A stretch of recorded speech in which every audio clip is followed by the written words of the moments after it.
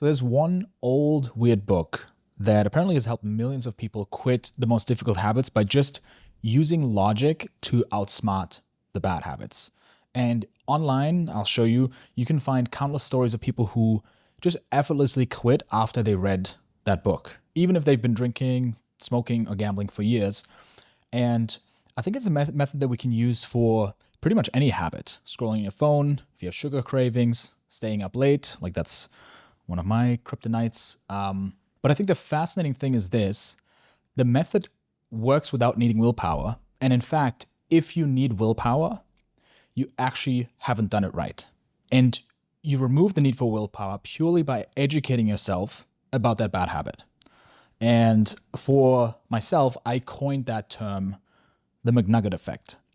Because, chicken McNuggets, do you like them? Can't eat them, but I love them. Why can't you eat them? Because I'll die. They're poison. They're not chicken. You hear the voice of Brian Johnson in the back of your mind just being like, no, right? Pretty much. But here's the thing. Once you educate yourself on how they're made with the pink goop and leftover bones and the slimy seed oils and all that, and you see what they're made of, they lose their appeal, right? You lose your appetite, and they're just not tempting anymore. And it's like the McNugget effect.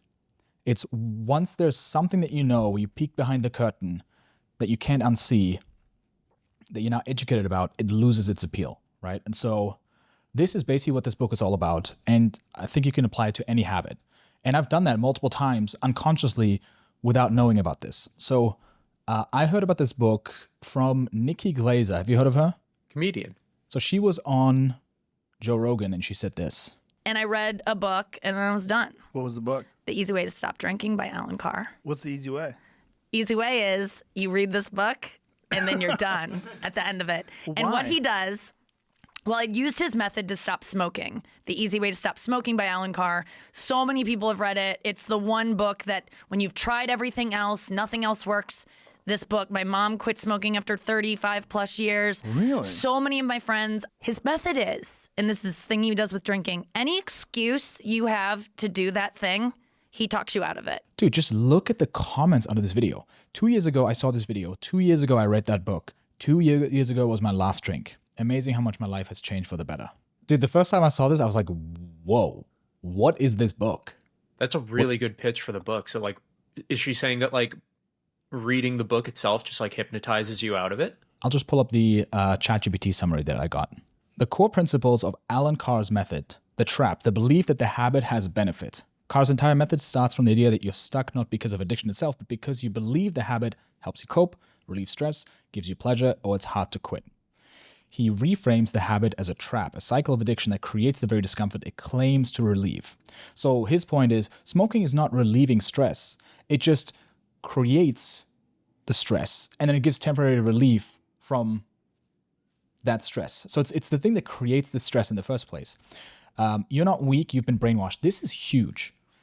He insists you're not stupid or weak-willed. You've been psychologically conditioned by advertising, peer society to associate the habit with false benefits. He names this brainwashing.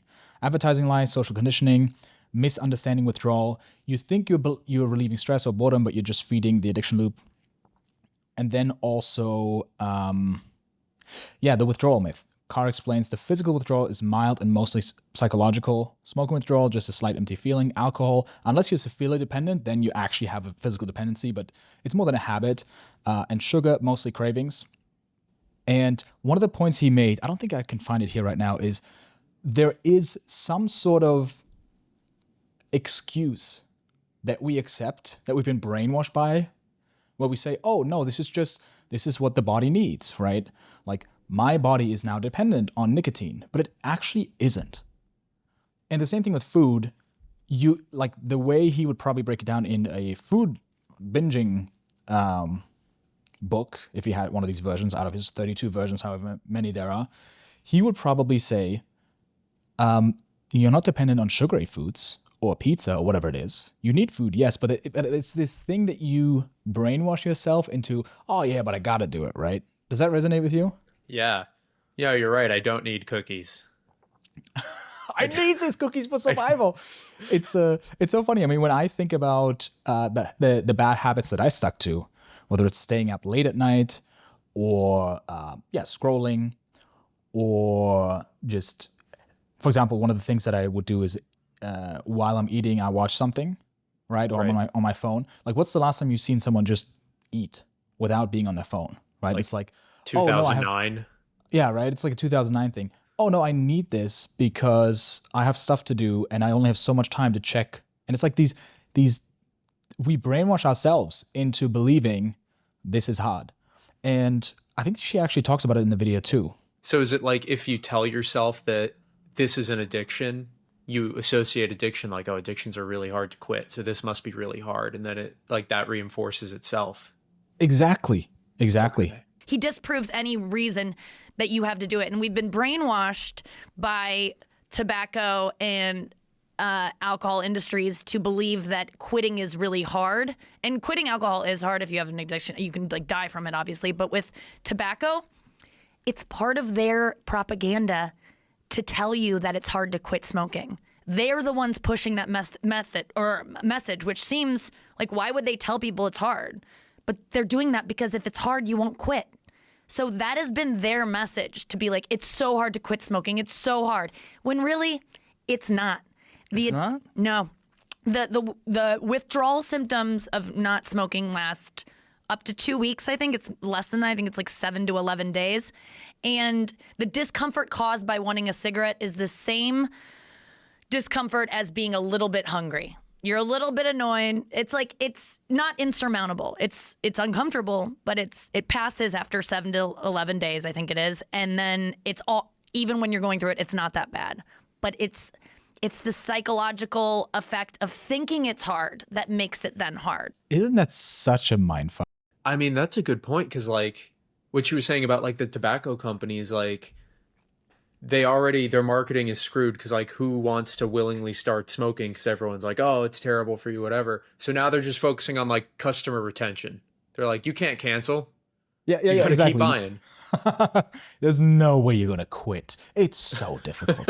I mean, and this is coming from you and I who, we don't have a drinking problem, right? John, Correct. Is there something we should talk about? Okay. We don't smoke, but this is coming from her. I could totally see, like, even with social media addiction and doom scrolling, what we hear again and again is you have no choice. You have nothing to escape it, because there's the smartest engineers who've hacked your brain and you will just definitely lose. And meanwhile, we also hear things like, oh, like we're so connected and everyone's on social media. And this idea that if you're not on it, you're going to miss out. And so this is what he just logically dismantles. He logically dismantles it by just reframing all these beliefs, right? Like, do you really need to be on it? Like, what are you really missing out on? That's one thing. Like, he's just out logicking the problem, and he educates about the cost of it. One of the things is there's nothing to give up. It's not this addiction that you give up and then you're going to miss out on this benefit that you had with this beautiful smoking, where it's there to socialize. No, not really. Actually, you stink and people don't want to be around you when you smoke. It's actually the exact opposite. So, okay, let me find another rationalization. It helps me relieve stress. No, it's the thing that's creating the stress in the first place, right? Or it actually feels good. It's like, cigarettes are disgusting. What are you talking about? You had to initially train yourself to have it, right? Same thing with sugar, right? It's like this dopamine loop that, you get temporary relief, but then you crash. Like, you don't actually feel better. And he goes just piece by piece, educating people about the problem and why it's bad. And I think that's really at the core of it, right? So we believe that ignorance is bliss, and it is with a lot of things. But when it comes to bad habits, like just avoiding learning about the problem is what's actually, I think, keeps you stuck, if that makes sense. And that's how I've implemented in my own life. Whenever I wanted to quit a habit, unconsciously I've done that, where I would ask myself, what's the one thing I need to learn or realize about this bad habit that will just ruin it forever for me, right? And so I think, again, a big thing is just educating yourself helps massively. And I think, my uncle Huberman, him explaining how the dopamine circuits work and how that fries your brain when you are doom scrolling or when you are watching people online do the flippy floppy, if you know what I mean.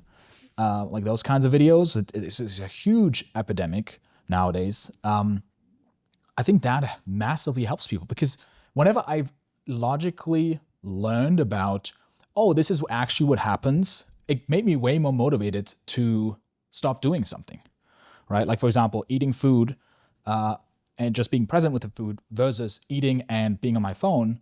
I knew it wasn't good, but I didn't know much about it. Like, what actually happens in my brain?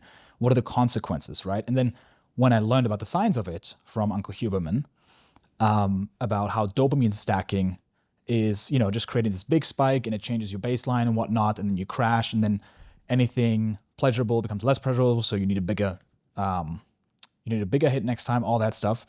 Now I know, I've seen the graphs, I've seen the effects, and I can feel it happening in my brain. I'm aware, I have the knowledge now. Now it's becoming so much easier, right? And you sent me this as well, this post that you sent me about the short form content. I saw someone saying that they thought scrolling was affecting the memory of formation because it teaches the brain to immediately discard what it just saw to situate itself in a new context over and over again. Something to this, I think. Unlike a book, with scrolling a feed, you don't have to hold anything from the previous pages in order to read the next, and the transitions are jarring enough to teach you to shed and put on new context all the time. So basically, short form content is kind of teaching our brain, hey, you don't have to remember what you just watched. You don't have to retain information. And this person replied, this has been studied. First study, 2024, found that endless feed, infinite scrolls disrupt memory encoding. Second study found that on days with more social media, user participants reported more everyday memory slips. So basically, that's what's happening to your brain when you're doom scrolling. You have like mini Alzheimer's today. And life is already so short and flying by. So like feeling that this is what's happening while you're watching short form content is like, okay, now I know. I know more about this now, and it becomes less appealing. I'm educated what's happening. I know how the McNuggets are made. I think you just did it right there for me when you just said doom scrolling is like giving yourself Alzheimer's, because that sounds horrifying. So now I feel like if I'm ever going to scroll, I should just be like, I don't want to have Alzheimer's. I mean, you can, that's actually one of the ways that you can do it too, right? So with flossing, for example, you can do this with habits you want to do more of, right? So if I want to floss, here's what I did. I asked ChatGPT, hey, tell me, what are the scariest things I should know about why skipping flossing is bad? And ChatGPT just went nightmare mode. Oh, you want the nightmare fuel for why skipping flossing is a bad idea? Buckle up. So your gums are the front door to your brain and heart. So once your gums are inflamed, bacteria can enter your bloodstream, travel to your heart, increased risk of heart attacks and strokes. It can cross the blood-brain barrier and may contribute to Alzheimer's disease. It's linked to erectile dysfunction and infertility. You're 2 to 3 times more likely to suffer from erectile dysfunction when you have gum disease. And women with gum disease may take longer to conceive. You might be swallowing pus without knowing it, and that's disgusting. Like the stuff inside of pimples? Yeah. Oh, that's nasty. Bone loss in your jaw. If you skip flossing long enough, the bacteria erode the bone that holds your teeth in place. This leads to loose tooth, pain when chewing, your jaw shrinking over time. Grandma dentures in your 40s. That's what ChatGPT told me to think about. It might increase your risk of certain cancers, pancreatic cancer, oral cancer. Your breath can smell like a rotten corpse. No exaggeration, the sulfur compounds produced by trapped food and bacteria can smell like rotten eggs, decomposing flesh, dog poop. And then even just asking it, okay, what actually happens at night when I don't floss? Food particles stay trapped in your teeth, bacteria feast while you sleep. They release acid that eats away at your enamel. This enamel you will never get back. You cannot regrow it. You can remineralize your teeth, but it's, I think, not really possible. And we only have one set of teeth after our childhood teeth, whatever they're called. And it's like, damn, if I want to stick to a habit, let me just get really clear about how the McNuggets are made. Like, what is the one thing I can learn or realize about this that's going to make me quit? That's crazy. I think Scott Adams tells people to quit drinking. You should just tell yourself alcohol is poison. And then that does it. My dad quit smoking, and he quit smoking cold turkey. because one day the doctor told him, like, you're probably not going to be alive to see your kid graduate high school if you don't stop smoking, like, right now. And then he did, like, right that second. Yeah. And did he need any willpower? No, because his desire for the outcome he wanted was much stronger. Like, he had cravings and stuff, like, for the rest of his life, but he was just like, nope, he never caved. Yeah. Yeah. And I think, man, doing anything, if it requires willpower, you don't have the right information yet. You don't, you're not in the right spot yet because you still think it is something to resist, this good thing, but you should be repulsed by it. It should be this thing where you're like, ugh, right? And so, yeah, and even sometimes that just takes not just educating yourself about it, but allowing yourself to magnify the pain, right? So, do you put on sunscreen? No, I don't actually. Okay, you're Should gonna I? start putting on. You will. You've heard that it's good for like anti-aging and stuff like that, Brian right? Johnson yells at me, but I hear the sun is good for you, so I don't know. Yeah. So here's the thing. The last thing I want to do is put something sticky on my face. I hate having stuff on my face. I had acne growing up, and so I'm like, I don't want to put anything on my face. Here's the thing though. Have you seen this picture before? Whoa. So this is a man, That's a a trucker, delivery right? truck driver's face after 28 years of sun exposure through his window. So he was basically sitting in his truck driving for 28 years. He didn't put in sunscreen, and the sun only came in from the left side of the window, obviously. And if you're just listening to this audio-wise, you can see that the left side of his face it's like 3 times more wrinkled than the other side. It's like he's 20 years older on one side. And now, is this image true? I think so, as far as I could, as I did my research. Yeah, this is an actual picture, and it is because of sun damage. And I was like, wow. And if you learn about the inner workings of what actually happens to your skin through sun damage, you're like, oh, okay, I'm gonna put on sunscreen now. Like, I knew beforehand that I should do it, but then doing it, sometimes you need that one piece of information, that one piece of education, where you're just like, oh, I can't unsee this. And you know how big pharma companies, they put this imagery in your mind of the little snot goblins that are in your stomach and in your body, and they're just gonna raw, and then Mr. Penicillin Man, whatever the medicine is, comes into your body and just like wipes everything clean and is super vibrant and healthy and phew. And like now that is in your mind when you take this medicine, you're like, oh, it cleans me out from all this bad stuff. But it's probably something else that's happening in your body where, it does have some side effects. It's not that great to always depend on medicine, especially when you don't need it, right? And like creating that image in your mind, for example, with flossing, like what actually happens between your teeth when you're not flossing. Like in my mind, I have a very vivid image. It doesn't matter how late it is, I will not go to bed without flossing, especially because there's always something stuck between your teeth. Always, even if you don't feel it. And I'm like, man, this would have been between my teeth all night. Bacteria would have festered. All these like snotty goblin bacteria would have been between my teeth. So I have such vivid imagery that makes it, honestly, I would need willpower not to floss. What about when there's like with the sunscreen example, what about when there's like contrasting stuff? Because I'm sure, okay, so this guy's face is all messed up on one side because he got UV from the sun on the one side. But what if I've brainwashed myself against sunscreen? Like I used to wear sunscreen all the time, and then it was like, oh, it makes your balls shrink and it gives you cancer and it makes you like estrogens, and I'm like, oh no, so I stopped doing sunscreen. Yeah. Well, then you got to choose. Do I want small balls or do I want to look like 20 years older? What if I put sunscreen on my face and then only suntan my balls with no sunscreen? Ah, see, there's always compromise. We're a podcast of compromise, so that's what you should do.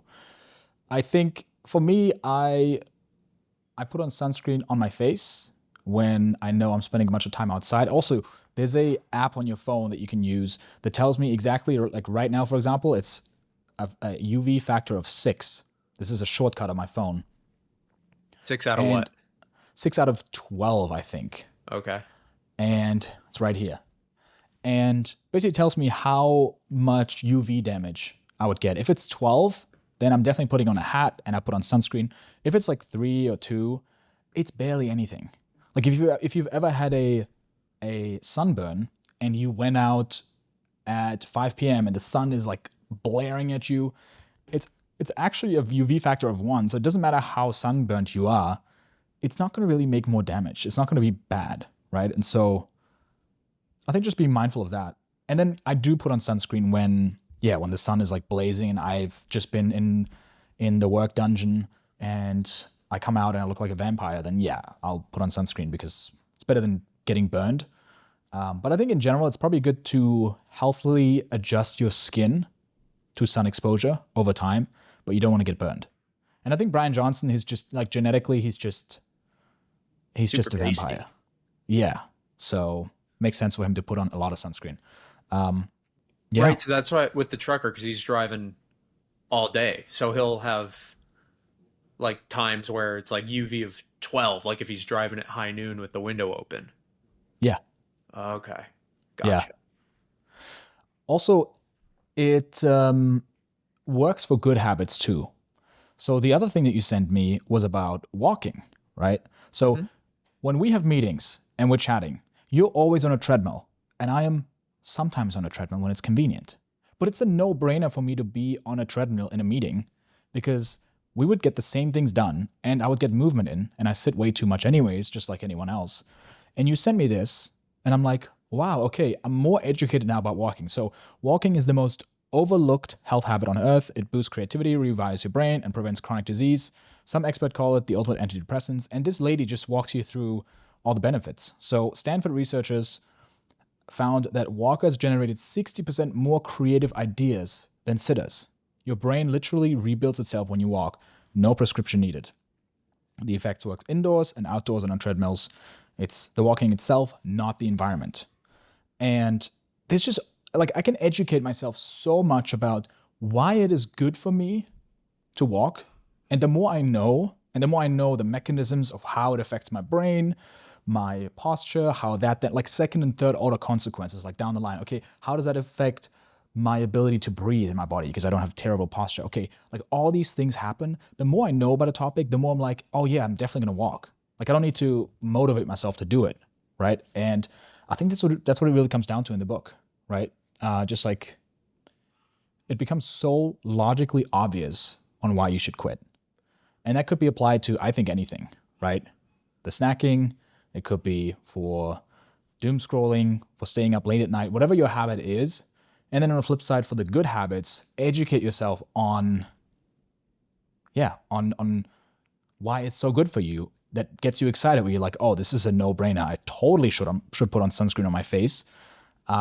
Even if Brian Johnson yells at me, I can withstand the yelling and the shame and the whatever else he throws at me, right? I feel like that's worked for me sometimes. Not like I've heard this book or intentionally done it.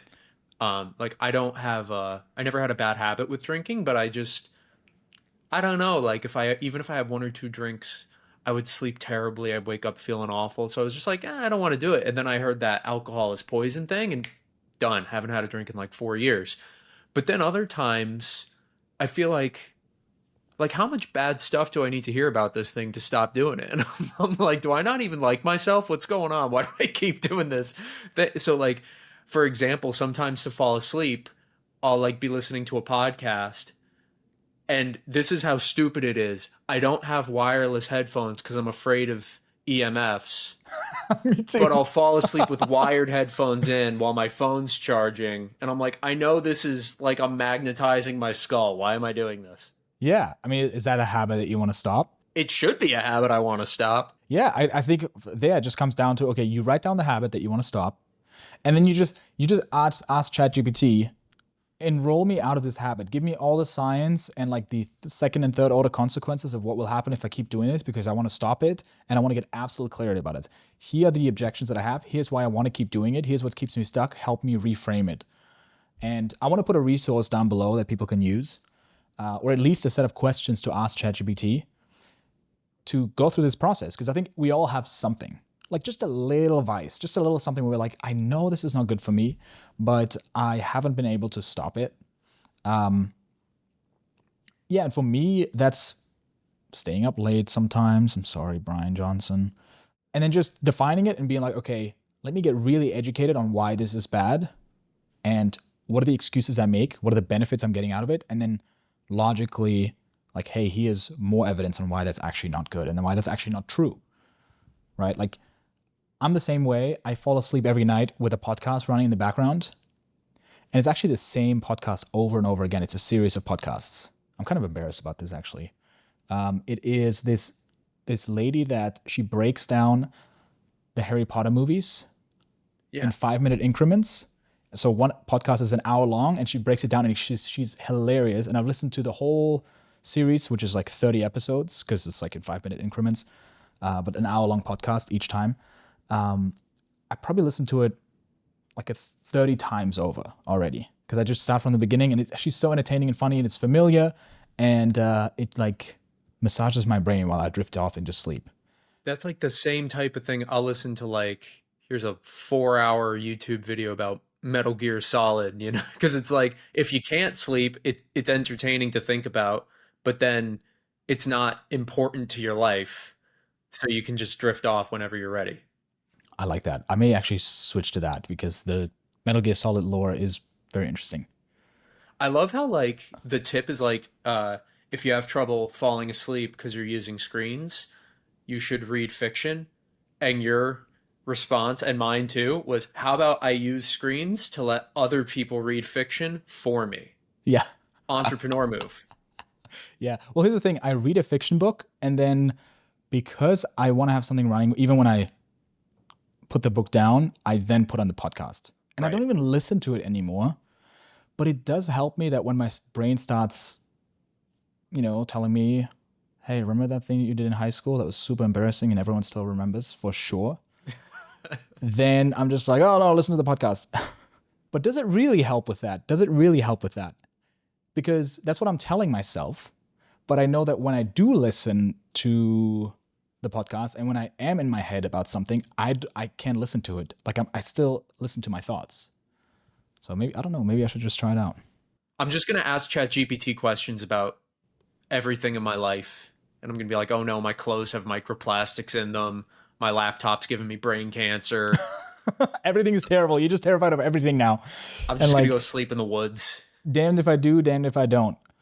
Yeah, but I think if you want something practical, define the habit and then ask ChatGPT to give you the science and the scariest facts about why it's bad. Read up on it, create a document, get super knowledgeable about it, and share this with a friend. It's much easier to do this when you're doing it with someone else, or just share it with someone because they're really messed up and you want to fix them, right? And this is also the best way that we grow the podcast. So, yeah, that's what I learned this week.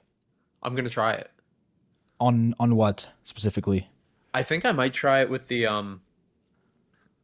headphones in while I'm going to bed, because I remember, you know what it is? I should find this video or prompt myself to think of it. But there's a video of you know those, like, not like radiation, but like I guess it's like radiation detectors, and they make like like those weird noises. Oh. So someone had a video of like their phone, and it's not doing that. They hold it up and it's not doing that. Then they have a power outlet and it's not doing that. And then they plug the phone to charge in the power outlet and it starts going. And so I'm like, oh, okay. So when it's plugged in, it's a nuclear reactor, I guess. Cool. And now I'm plugging that into my skull.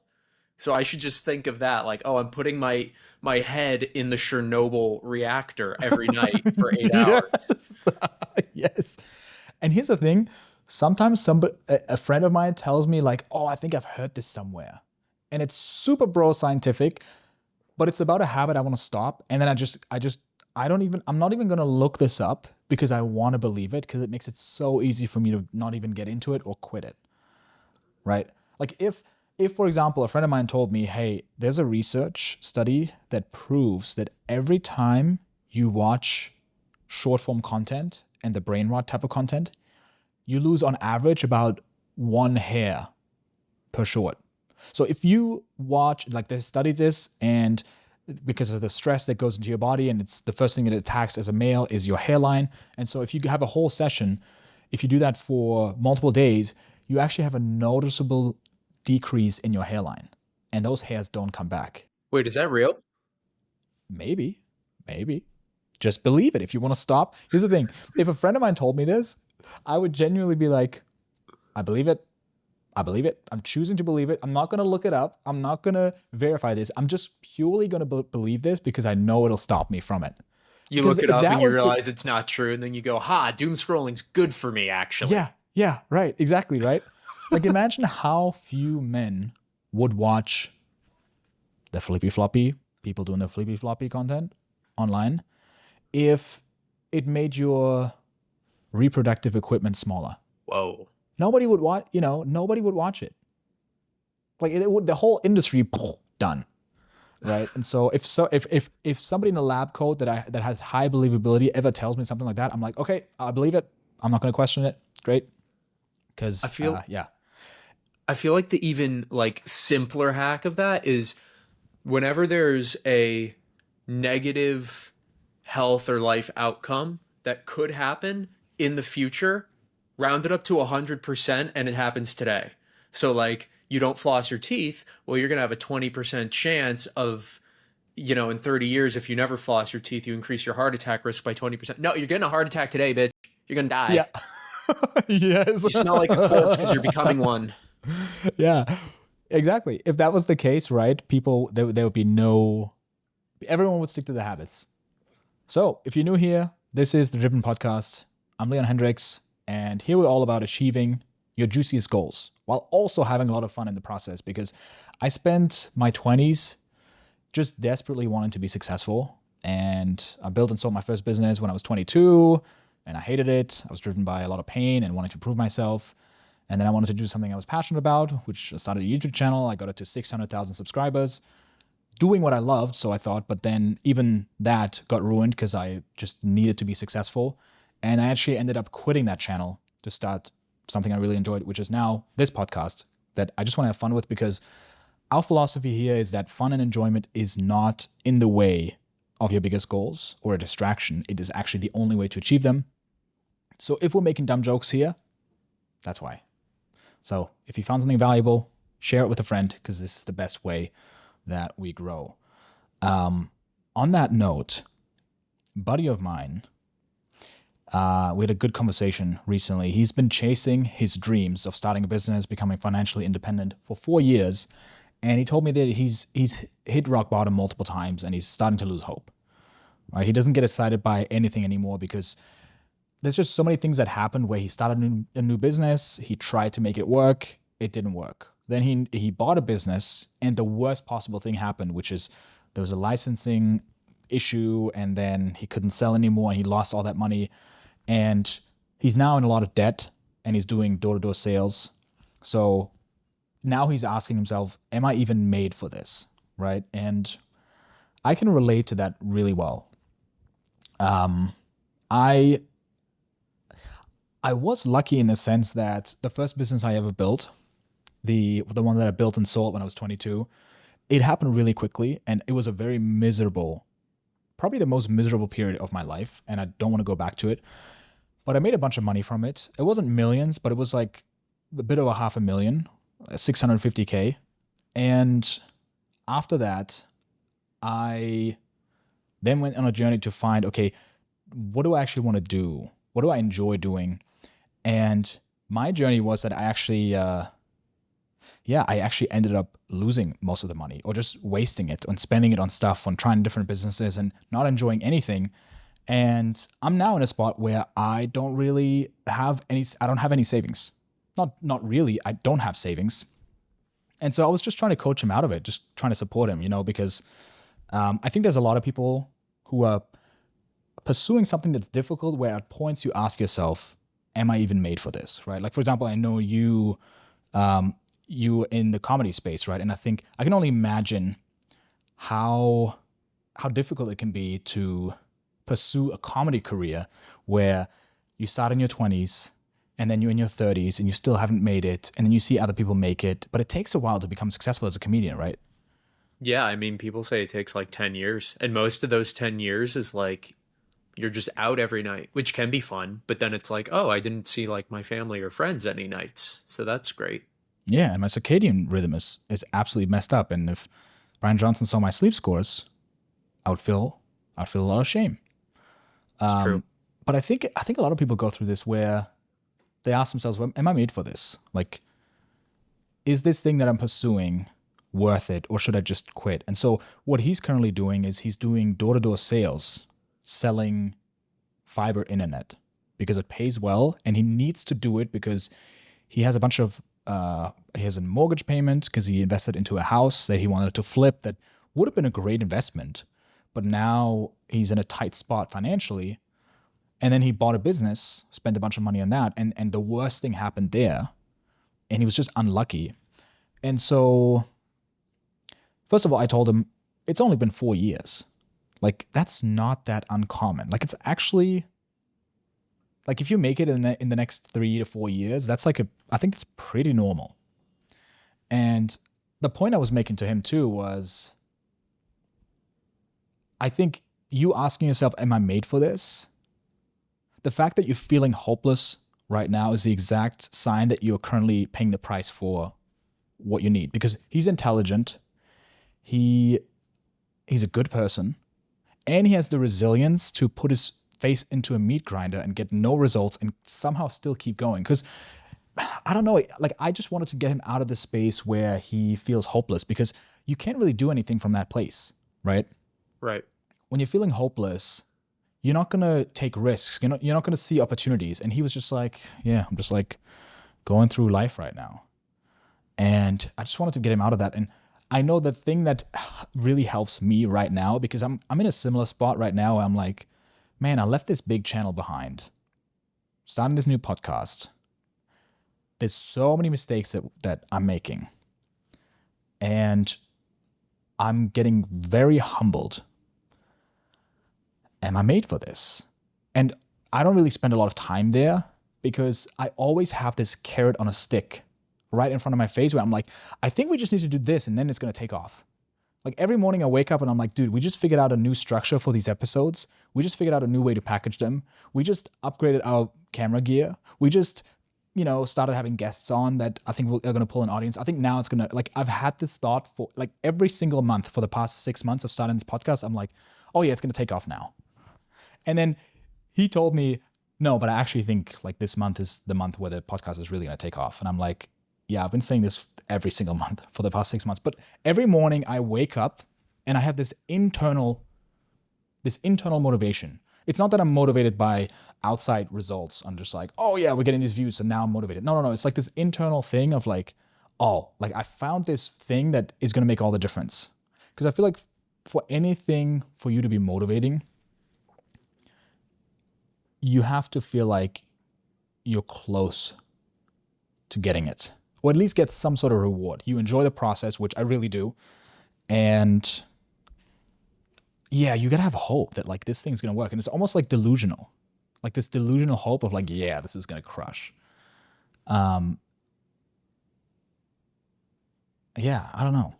Does that resonate with you? Yeah, it does a lot. And I feel like the self-doubt, like, yeah, you don't want to stay there, but the fact that you feel it can be a good indicator.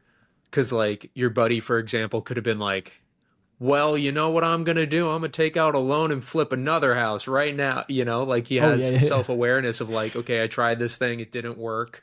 I need capital. Like he has an awareness of like, oh, cash flow needs are real. It's like, hey, that's an important thing to know if you want to be an entrepreneur. You need money and you have none and you're doing something to get money. That's a good business decision. So Yeah, I'd look at it positively. exactly. So what I asked him was, how is this the best possible thing that could have happened to you? And he was like, yeah, I've already asked myself that question. And I'm like, okay, let's go back to it. Let's re-emphasize this thing. And the point he was making was, I'm learning a lot, and it's much better that I'm making these mistakes now than when I have kids. So he's 30 now. Yeah. He just turned 30. And so he quit his job when he was 26. So he's just been eating crap for 4 years. And he says, yeah, if I had a successful business and I had a bunch of employees and I had kids and then this happens, and then I go broke because I made a money mistake, the money mistakes that I made past then and the bad decisions now, it will be way worse. And it reminds me of a friend of mine who, in his mid-20s, he got really sick, and he took some antibiotics to fix it, not knowing the severity of antibiotics. So antibiotics, I don't know much about it, but as far as I know, it should be a last resort because it can really mess up your system, right? Your gut microbiome and whatever else, right? So don't quote me on it, but basically antibiotics should be a last resort, like when you really need it. He took it lightly, and then he was in a moldy house. He got really sick, and he developed an autoimmune disease, right? Something that he's struggling with to this day. However, he's the most healthy person I know. He needs zero willpower to go to sleep on time, to eat healthy, to go to the gym. He loves all these things, and he's like the most disciplined person I know, but it's not discipline. It's just a no-brainer because his autoimmune disease is the ultimate personal trainer and accountability partner and nutrition coach. Like, he cannot afford to mess up because he's going to feel the severity of it because of his autoimmune disease. And what he said to me was, man, I feel bad for the people who don't do the healthy habits now the way I do, because they will pay the price when they're in their 40s and 50s. And then it's very difficult to reprogram your mind and change these habits. And then most people are like, oh, well, I'm just old, so that's why I'm sick. It's like, no, you haven't been doing the things, and you've been doing the other things, right? And then it's much harder to fix. So he's like, oh, thank God I got really sick when I was younger, because it's the ultimate accountability. And I'm going to be way healthier than everyone in my 40s and 50s and 60s. Yeah, that's amazing.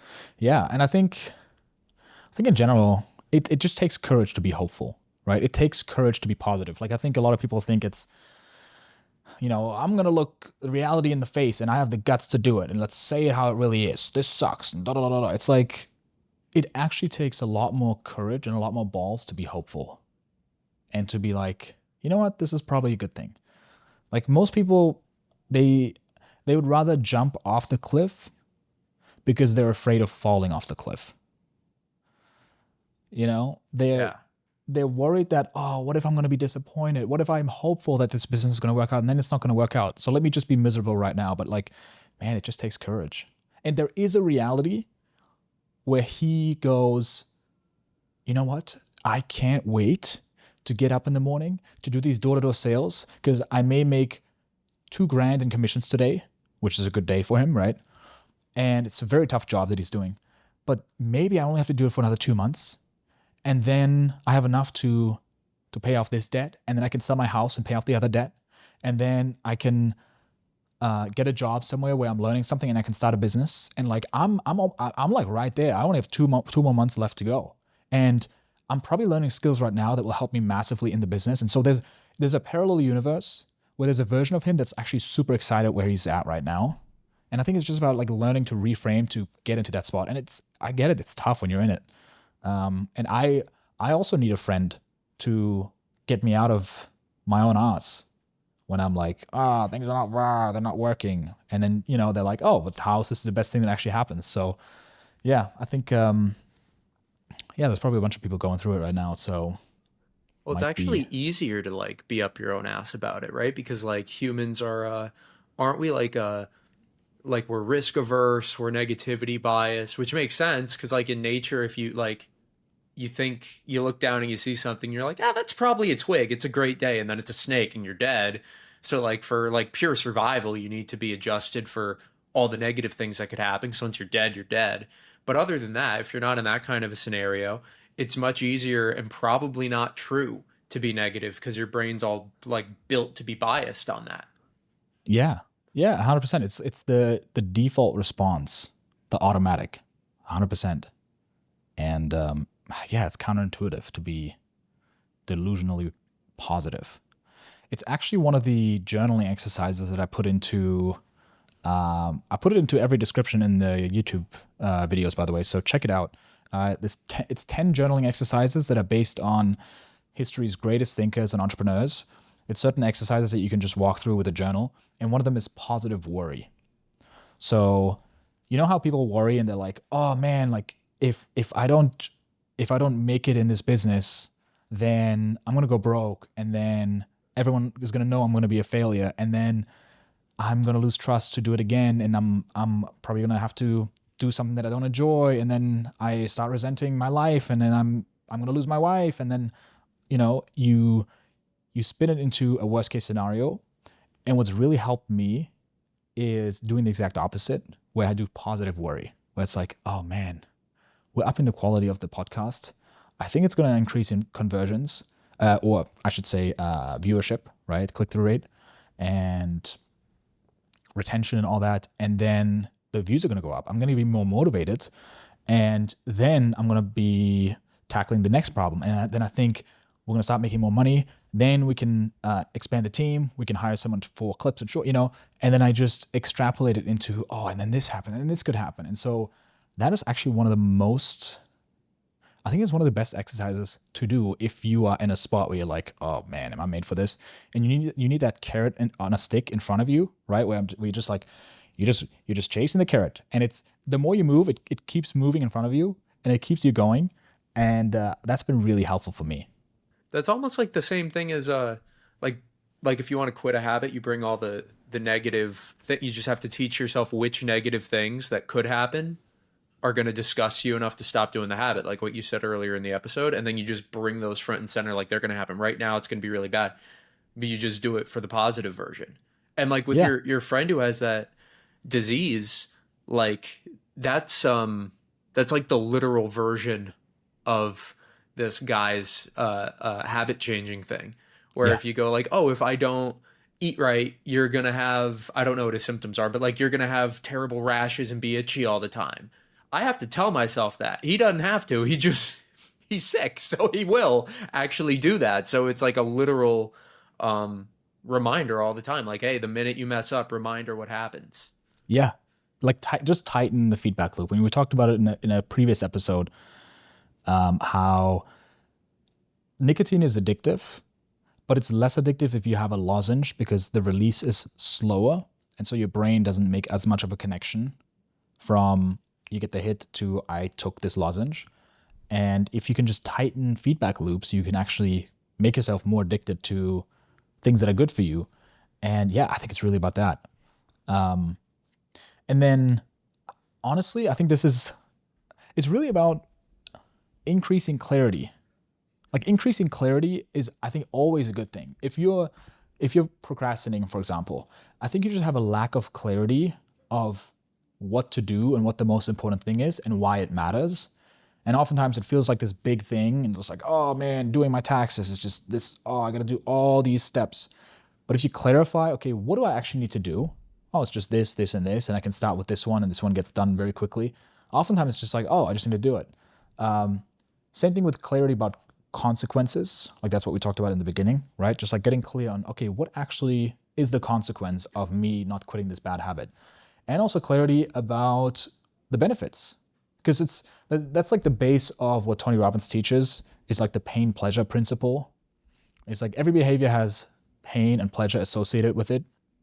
And people who don't work out, they associate massive pain with working out because it's like, I'm going to feel terrible. I'm going to be sweaty. People are going to look at me in the gym and they know that I don't know what I'm doing. And it's not fun. Whereas people who work out, they have a lot of pleasure associated with working out and a lot of pain associated with not working out, right? And so, yeah, it's just about getting clear on those. Like just getting clarity, which is why I think journaling is so good to pretty much coach yourself. So check out the guide below, linked in the description. Wow, we're hitting all the CTAs today. This is really good. We're getting better at this. This is, watch that just be the thing that gets him. Now we get 1 million views. This is the time. John, this is the time that we're making it. This is going to be the thing. Cool. Did you have any other thoughts on this? No. Awesome. Q&A. I asked people on Instagram. I saw you had a shirtless picture with a gun. Oh, no. I had a video shooting arrows. Oh, okay. That was really fun. I was shooting arrows for the first time. It's really fun. Like I was like, man, I need a hobby. And And it's not that everyone needs a hobby, but I think I would like a hobby because I think it would add to my life. And something that is actually very relaxing or recovering mentally. So archery, I went out to this guy's place, a friend of a friend, and he was the hobby master. He was doing jiu-jitsu. He had this like jiu-jitsu doll in his living room that he was, practicing drills on. And then he was into archery and then also into guns.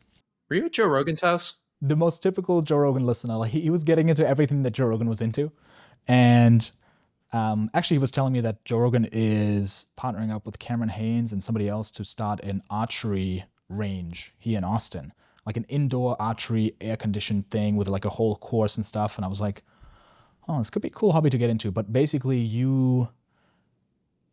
it's a very meditative practice where you pull the bow, the arrow, and you have to stay really still. And it's the only thing you can focus on, right? Jiu-jitsu, I think I would love to get into it, but man, I don't want to get injured. Everyone who does jiu-jitsu, they have something going on, right? That I know at least. And so I don't want to risk that. I was also thinking about motocrossing. I think that'd be really fun. There's got to be a place where I can just rent something and they have a track or something. I think it would be super rejuvenating and fun and badass. But anyways, I posted a video of me shooting that bow and asking for questions. And here are some questions that we have. Man, there's some deep questions in here. How to overcome trauma and self-sabotage. So as someone who has a PDF in psychology, how many years did it take to get that? Years. Some I have a amount. PDF. Yeah, I have a PDF in psychology. That's all I'm going to say. I don't know. How do you? I know something about self-sabotage, and I'll probably just go back to coaching yourself and just like journaling about it, and it needs a level of self-awareness. But trauma, I don't really think about it. I mean, I have trauma just like everyone. Everyone has trauma, right? But man, I feel like the people who talk most about trauma, they're just in this endless loop where they're just like, how do I get rid of the thing? And they made it a thing. Yeah. I don't know. I could be totally wrong. I've never gone to therapy as well, exactly for that reason, because I mean, I've worked a lot on myself and did a lot of programs and stuff like that to look at, okay, what may have messed me up in what ways.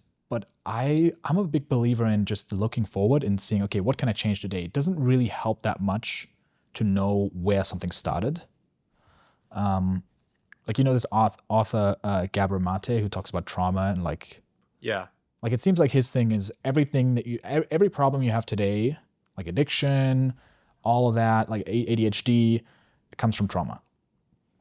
It really is a trauma response. And it might be, I don't know.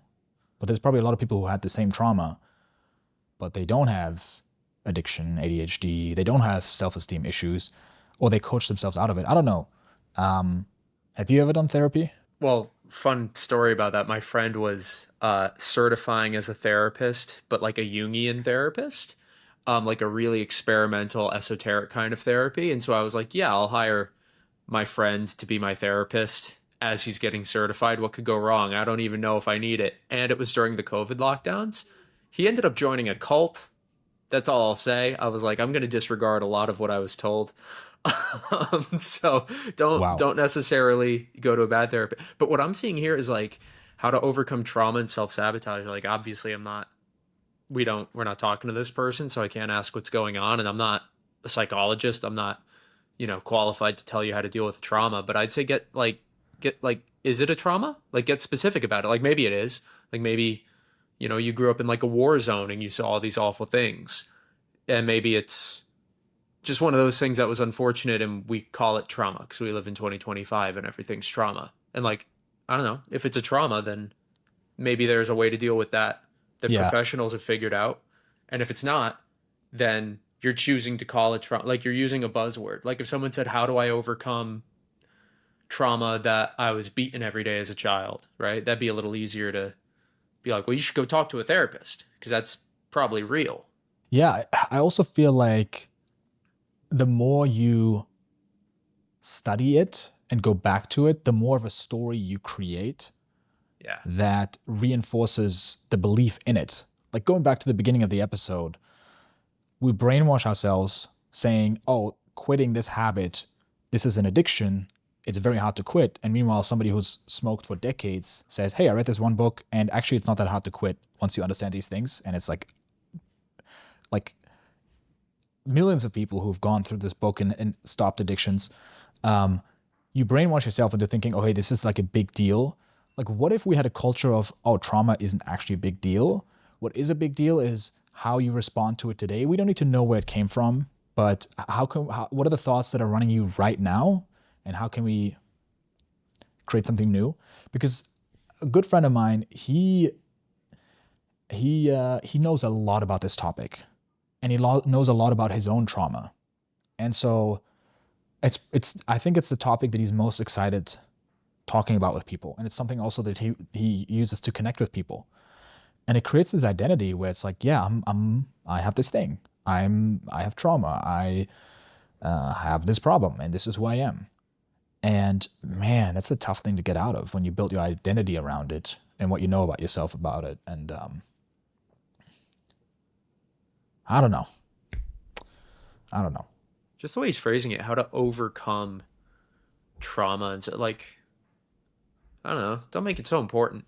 Also, one of the things that Ben Wilson said, so Ben Wilson, How to Take Over the World podcast, he studies history's greatest achievers and entrepreneurs. And he said the interesting commonality was that they were the least introspective. So Steve Jobs, he, probably not the best example of someone who you want to become like, in some ways, but in other ways, yes. He never asked himself, like, what's the trauma that I got from being adopted? He was just like, no, I want to make the best products in the world and work with the best people. And who knows, maybe there's a coping mechanism, and he was probably, we're all affected by how we grew up. We can all pinpoint, okay, yes, it comes from the past. But is it really valuable to stay there? Is it like, does it help fix it? And so, and I also feel like sometimes we make something a problem and we don't want to actually get rid of the problem because the problem is the solution to something. What do you mean by that? So if I say, hey, I can't stop distracting myself on the phone because I have trauma around anxiety and this is my coping mechanism. And, like if somebody took that away from you, you don't actually want the trauma to go away because it gives you an excuse to do or whatever, right? Or connect. There's just some people who they use trauma as a way to get attention. Right. And they use it for bonding, right? People are trauma bonding. It's just like, oh, look at me. I've had the worst childhood and I have these ailments and, and it's like, if you say, hey, actually, this is all, by the way, I want to support you. This is actually, none of this matters. Like you can actually do everything you want. It's going to be more difficult, but it's not actually holding you back. You're actually taking away their solution to the problem of I want attention. And dude, it's a tough pill to swallow. Like I would never tell someone that because it's not going to be effective. It's not going to land with them. But yeah, in any way, a problem that we have or a self-sabotage that we're doing to ourselves, it's meeting some sort of need or it's solving a problem for ourselves. It has a benefit. And so what is the benefit? And anything has a benefit. Like even the most messed up things like self-harm or I don't know, this is the point we're getting demonetized right now, but self-destructive behavior, like it serves a purpose. Like even getting blackout drunk, like it gives you the benefit of, okay, I don't have to feel anything. I don't have to, I can escape, right? And so that's my response to that. My friend Dasha, she asked predictions for YouTube with AI in 6 months, 12 months, 3+ years. What do you think is going to happen with AI and YouTube? I thought I just saw an announcement that YouTube is going to try to push monetization, but only for what they're calling original voices and content or real voices, original content. So I think YouTube probably doesn't like the faceless automated channel brain rot slop, or like you click on a video and it's like, on this podcast Joe Rogan said, and then it just plays a Joe Rogan clip and it's Yeah, not theirs. it's like a robot voice, Yeah. the typical, what is it, the TikTok voice. Yeah. Yeah. Yeah, I think YouTube is going to optimize for viewer enjoyment.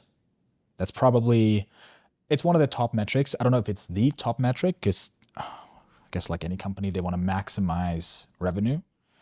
But I think the way to maximize revenue is to have people coming back to the platform. And if people eventually leave because there's too much AI slop, you know, it's going to hurt them. So I think, yeah, what I read in the article is that apparently they already had this in place in the first place, but they just made a slight adjustment to include AI content.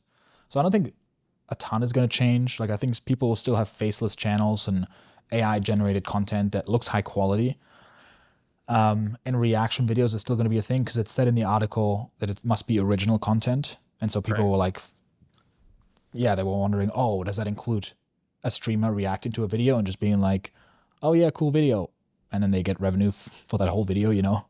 But yeah, I think they're going to steer it in the right direction. Yeah, as tools, I think AI is going to be really good. It's going to help us make thumbnails. It's, for example, getting the headshots for the guests and stuff like that. Because it's sometimes difficult to get like a good shot of the guest. It's going to help with B-roll, like creating good footage, but there's going to be some real problems with eventually AI generated content, especially in 3+ years, around somebody doing something wild and crazy. And the first question is that AI? Yeah. So I don't know. We'll see. As always, we're going to put a link in the description for any topics or questions that you can submit so we can react to it and get into it. And again, share this episode with a friend. This is the best way to grow the show. And if you found something valuable in here, just send it to one of your mates and tell them good things about us. Hype us up. Like tell them that you tripled your income. You look smacked instantly. Next time you looked into the mirror, you were like, wow, I'm a 10 out of 10 now. You became super popular amongst your friends. All those things, just tell them. And that's how we get rich. Thank you. See you in the next one.